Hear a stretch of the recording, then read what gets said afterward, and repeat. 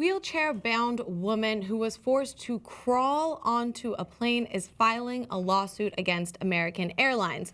Now, this event happened 2 years ago. You're looking at here Theresa Purcell, who was taking a commuter flight from San Diego when the agent at the gate told her it was too late to set up a ramp so that she can board. Now, Purcell has a bone disease that keeps her in a wheelchair. She says she let them know ahead of time that she would need a ramp and was shocked when they told her it was too late to do it. Obviously, she was completely embarrassed, and she had her attorney write a letter asking for compensation. American Airlines declined, but they sent an apology. Now, the airline's apology said that assistance should have been provided to Purcell.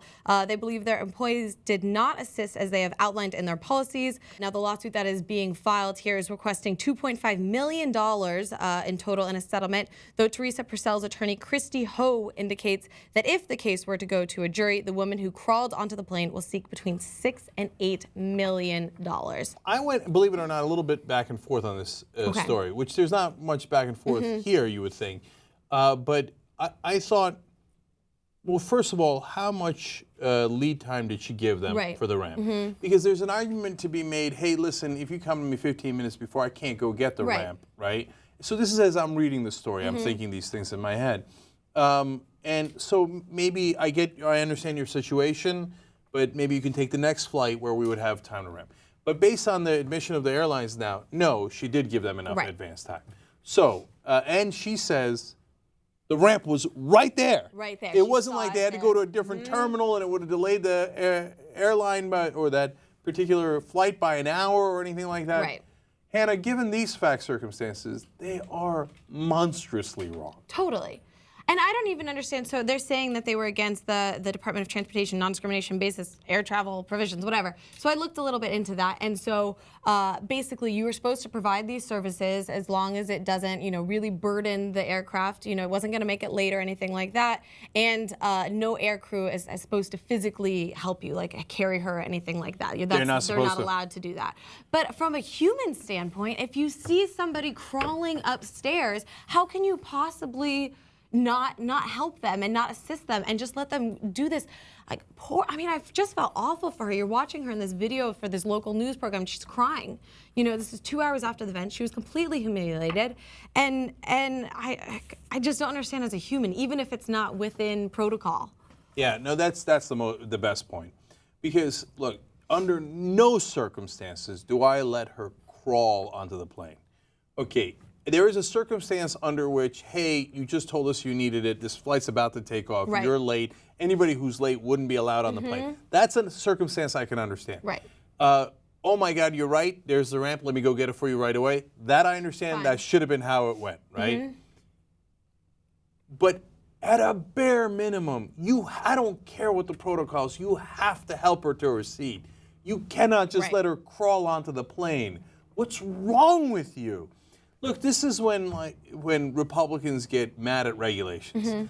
So there was a story about the fire department had regulations. You're not supposed to engage in a rescue without a certain protocol. This is a while back, and person was, needed CPR across the street from the firehouse, and they wouldn't give it, and they died.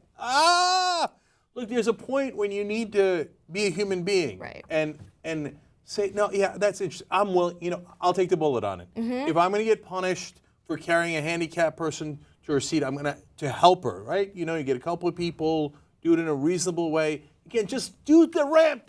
But if you're not going to do the ramp, you've got to be a human being. I'm willing to get fired over that. What kind of a person says, yeah, go ahead, crawl? Ugh.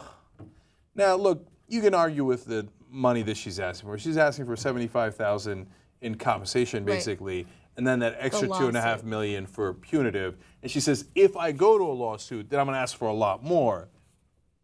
I don't know about $6 to $8 million. I don't know about $2.5 million.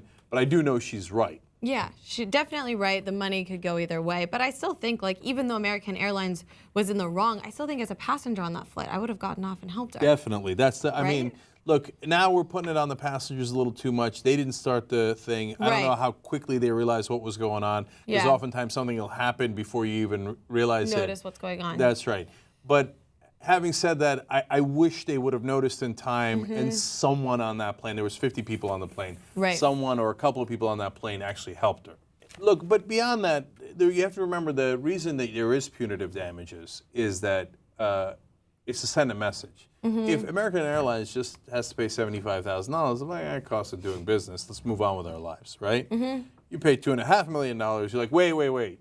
Let's not humiliate people who are disabled. Well, this is serious because it could cost me a lot of money. Well, even that, so I looked into it. It's like it was one of those planes where, where you have to walk onto the tarmac and you have to walk up the stairs.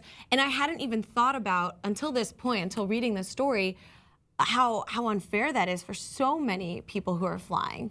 You know what I mean? That's such, like, that instead of just taking the ramp right out of the airport, you have to walk out, then you have to walk up, like, pretty steep stairs. You know what I mean? Like, that's a pretty, like, hard thing for elderly, for people who are disabled.